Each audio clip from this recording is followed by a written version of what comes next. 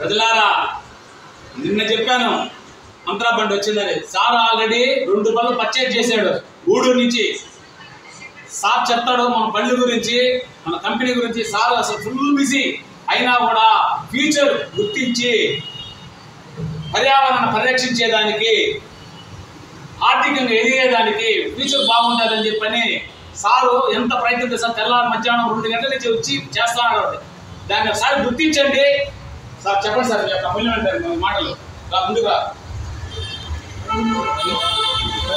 బండ్లు సూపర్గా ఉన్నాయండి, ఎక్సలెంట్ బండ్లు.